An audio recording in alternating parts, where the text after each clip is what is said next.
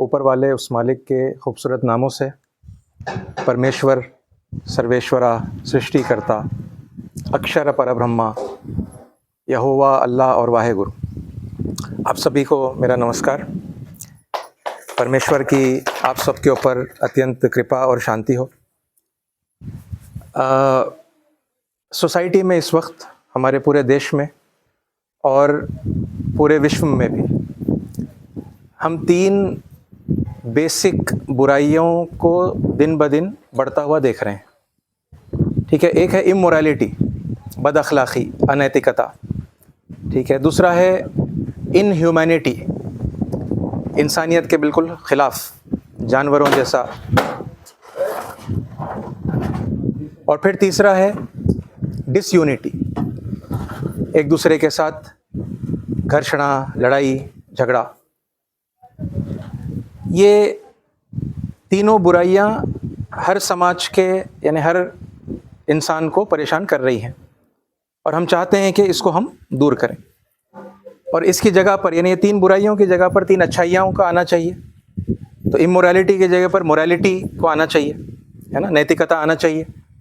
और फिर जहाँ पर इनह्यूमैनिटी है वहाँ पर ह्यूमैनिटी को आना चाहिए। और जहाँ पर डिसयूनिटी है वहाँ पर यूनिटी, सारे लोगों के अंदर यूनिटी आना चाहिए। यस और नो? अच्छा, इसमें एक और बहुत यानी गौर करने की बात यह है कि जो लोग रिलीजन को नहीं मानते, धर्म को नहीं मानते, ठीक है, जिनको हम नास्तिक बोलते हैं, एथीस्ट होते हैं, एग्नोस्टिक्स होते हैं ना। एथीस्ट मतलब वो लोग बोलते हैं कि भाई हम धर्म को, परमेश्वर को, परलोक को, ये कोई भी चीज़ को हम नहीं मानते। एग्नोस्टिक भी उसी तरह के होते हैं, मगर उनका थोड़ा सा सोचना अलग होता है कि हो सकता है कि परमेश्वर है, हो सकता है नहीं है, हमें नहीं मालूम। ओके, वी डोंट नो, हम कंफर्म भी नहीं कर सकते, रिजेक्ट भी नहीं कर सकते। इस तरह का उनका जो है मानना होता है। ये नास्तिक कैटेगरी के मतलब ये लोग। दूसरी तरफ आपको आस्तिक लोग मिलेंगे, यानी सनातन धर्म को मानने वाले हैं, ठीक है, और फिर उसके बाद जुडाइज़म, है ना, को मानने वाले जूस हैं, क्रिश्चियनिटी को मानने वाले हैं, इस्लाम को मानने वाले हैं। अगर जो नास्तिक है वो पाप करते हैं, फिर भी ये बात समझ में आती है, क्योंकि उनके पास वो कोई कॉन्सेप्ट ही नहीं है ना। कोई देख रहा है, कोई ऊपर वाला है ना, कोई अकाउंटेबिलिटी है, किसी के पास जाकर जवाब देना है। पाप करेंगे तो फिर अब उसका जो है उसकी सज़ा मिलेगी, दंड दिया जाएगा। और अगर पुण्य करेंगे, अच्छाई करेंगे, नेकी करेंगे, तो फिर उसका कुछ सवाब मिलेगा, है ना, उसके लिए कोई अच्छा बदला मिलेगा, स्वर्ग मिलेगा। They don't have any such concept, ऐसा कुछ भी नहीं है उनके पास। उनके लिए यही लाइफ, अकॉर्डिंग टू देम, उनके हिसाब से यही ज़िंदगी सब कुछ है। यहीं पैदा हुए, जितना मौज मस्ती करना है यहीं करना है, उसके बाद मर जाएंगे तो बस मिट्टी हो जाएंगे, और फिर उसके बाद कुछ भी नहीं है। तो वो लोग एंजॉय करने के लिए वो पाप भी करेंगे, वो यानी अधर्म भी कर लेंगे। हालांकि एक्सेप्टेबल नहीं है, मैं ये नहीं कह रहा कि ये इट इज़ ओके, मगर फिर भी वो पाप कर रहे हैं तो समझ में आता है। सवाल ये पैदा होता है कि जो लोग धार्मिक हैं, जो धर्म के मानने वाले हैं, जिनके पास शास्त्र हैं, जिनके पास परमेश्वर की तरफ से अवतरित ग्रंथ हैं, है ना, वेद हैं, उपनिषद हैं, भगवत गीता है, होली बाइबल है, ओल्ड टेस्टामेंट और न्यू टेस्टामेंट है, मुसलमानों के पास कुरान है, ये तो धर्म रखने वाले लोग हैं ना, धर्म को मानने वाले लोग हैं। इनका पाप करना बड़ा अजीब मालूम होता है। यस और नो? जिनके पास धर्म नहीं है वो पाप कर रहे हैं, फिर भी समझ में आता है भाई ये धर्म रखने वाले लोग पाप क्यों कर रहे हैं। ये धर्म तो हमें पापों से रोकता है और पुण्यों की तरफ मोटिवेट करता है। यस और नो? तो इसका एक कारण मैं आपको बताता हूं, ज्यादा समय नहीं लूंगा। इसका एक बुनियादी या मूल्य कारण यह है कि हम में से हर एक, या हम में से ज्यादातर लोग धर्म में नहीं है, बल्कि हम धर्म से नीचे उतरकर मत और मतांतर के अंदर आ गए हैं। और ये मैं सबके लिए कह रहा हूं, ठीक है। यानी मुस्लिम अगर है तो वो जिस धर्म को इस्लाम कहते हैं वो इस्लाम धर्म में नहीं है, बल्कि वो नीचे उतरकर फिरके के अंदर आ गए हैं, जो मत हम कहते हैं ना, स्कूल ऑफ थॉट। ठीक है, मत अपने आप में कोई गलत चीज नहीं है। यानी धर्म की व्याख्या एक ही अगर कोई फॉर्मूला होगा, समझिए आप साइंस का या मैथ्स का, आप 10 अलग अलग सब्जेक्ट के टीचर्स को देंगे, वो अपने अपने अंदाज में समझाएंगे। The style of presentation can be different, the way of explanation can be different, है ना, किस तरह से वो समझाएंगे वो अलग रहेगा। वो जो एग्जाम्पल देकर अपनी बात को जो है स्टूडेंट को समझाने की कोशिश करेंगे वो अलग हो सकता है, लेकिन फॉर्मूला तो सेम रहेगा ना। तो मत कोई गलत चीज, बुरी चीज नहीं है। वो बुरी उस वक्त हो जाती है जब व्याख्या करने वाले, एक्सप्लेनेशन करने वाले मूल को छोड़कर वो अपने हिसाब से अपना मनमानी भी व्याख्या करते हैं। यस और नो? तो फिर वो बातें जो वो बताते हैं धर्म के नाम पर, वो वास्तव में धर्म नहीं होती। लेकिन पब्लिक को नहीं मालूम, आम इंसान को नहीं मालूम, वो शास्त्रों के पास जाता नहीं है, उसको उसकी लैंग्वेज नहीं मालूम है। जैसा कुरान अरबी में है, अब अरब की ज़बान है अरबी, अब हमारी ज़बान, हमारी मदर टंग जो है वो अरबी नहीं है। तब अरबी में मगर पढ़ना सिखाते हैं मुसलमानों को, अगर उसका मीनिंग उनको समझाया नहीं जाता। मोर देन 95% या उससे भी ज़्यादा लोग मुसलमानों में ऐसे हैं जो कुरान अगर उनको पढ़ने आता है, उनको उसका मीनिंग समझ में नहीं आता। और ऐसी ही कुछ बुरी हालत हमारी संस्कृत को लेकर भी है, क्योंकि हमारे जो वेद हैं, उपनिषद हैं, भगवत गीता है, ये संस्कृत में है, ठीक है। लेकिन क्या हमें संस्कृत आती है? क्या हम ग्रंथ को पढ़ने पर, है ना, उस मूल भाषा से हमको उसका जो मीनिंग है वो समझ में आता है? वो नहीं आता है। तो फिर इसकी वजह से होता ये है कि जो पंडित होते हैं, जो मौलवी होते हैं, वो अपने हिसाब से धर्म बताते हैं, है ना। और इसी वजह से फिर धर्म का अनुसरण या उस पर यानी अमल करने के बावजूद आप देखेंगे कि लोगों के अंदर मोहब्बत, सबके लिए मोहब्बत नहीं बढ़ती। क्या बढ़ती है? नफरत बढ़ती है।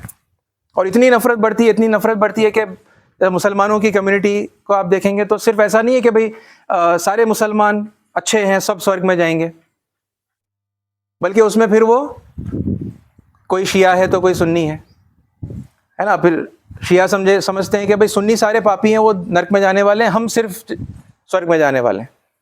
सुन्नी ऐसे ही अपनी जगह पर समझते हैं कि हम सारे के सारे स्वर्ग में जाएंगे, हम सीधी राह पर हैं, सच्ची राह पर है, बाकी शिया जो है वो नरक में जाने वाले हैं। ये दो तो मेन बड़े ग्रुप्स हैं। इसके बाद ऐसे सैकड़ों ग्रुप्स हैं, राइट। ये क्यों हुआ? ये यानी फूट फैली ना, आपस में एक दूसरे से नफरत करते हैं, एक दूसरे के पास नहीं जाते, उनसे बात नहीं करते, बॉयकॉट नहीं करते, अपने लोगों को बचा कर रखते हैं। भाई उनके पास मत जाओ, आप वहाँ पर जाओगे तो आपका भी जो है मार्ग भ्रष्ट हो जाएगा, आप भटक जाओगे। ये इसलिए है क्योंकि हम मतों में हैं, ठीक है, हम धर्म में नहीं है। तो अब सब स्टैंडर्ड नीचे आ गए ना हम। तो हम सबको करना क्या चाहिए? हम सबको अपने आप को अपलिफ्ट करना चाहिए। ये मत और मतांतर से निकल कर हमें कहाँ जाना चाहिए? हमें धर्म के अंदर जाना चाहिए, राइट। वो जिसे सनातन धर्म कहते हैं, है ना, उस धर्म की जो मूल, जो रियल टीचिंग्स हैं वो क्या है ना, वो जानना चाहिए। इसी तरह ईसाइयों को अपना, है ना, वो सेक्ट्स अलग अलग उनके ग्रुप्स के अंदर वो बटे हुए हैं, प्रोटेस्टेंट है, कैथोलिक है, ये है, वो है ना, उसमें से निकल कर उनको रियल टीचिंग्स ऑफ बाइबल की तरफ जाना चाहिए। मुसलमानों को भी यही करना चाहिए, real teachings of Quran, real teachings of prophet Mohammed के अंदर हमको जाना चाहिए। इसका आदेश हमें ग्रंथों में ही, धर्म ग्रंथों में ही मिलता है। मैं गीता के 2 श्लोक पढ़ते हुए अपनी बात को खत्म करूंगा। बड़ा क्लियर ऑर्डर भगवत गीता के अंदर जो है दिया गया है। अध्याय नंबर 16 श्लोक नंबर 23, यश शास्त्र विधि मुत्सृज्य वर्तते कामकारतः न स सिद्धि मवापनोति न सुखम न परांगति। जो कोई भी शास्त्र को छोड़कर, यानी वेद, उपनिषद, गीता, ये शास्त्र है ना हमारे, इनको छोड़कर जो कोई भी मनमानी तौर पर अपने जीवन को गुजारता है ना, ऐसे व्यक्ति को न तो सिद्धि प्राप्त होगी, उसको सुख भी नहीं मिलेगा, और जो परांगति में है, जो अल्टीमेट गोल है, मोक्ष है, मुक्ति है, वो भी उसे नहीं मिलेगी। क्लियर बात है। आज दुनिया में अगर सुख नहीं है तो क्यों नहीं है? इस श्लोक से पता चलता है कि क्योंकि हम शास्त्र के अनुसार अपने जिंदगी को नहीं गुजार रहे हैं।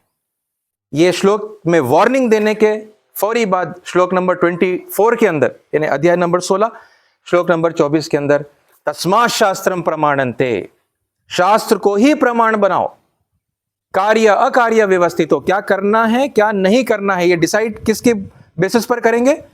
शास्त्र के बेसिस पर करेंगे। ओके, मेक द स्क्रिप्चर्स और let the scriptures be your authority.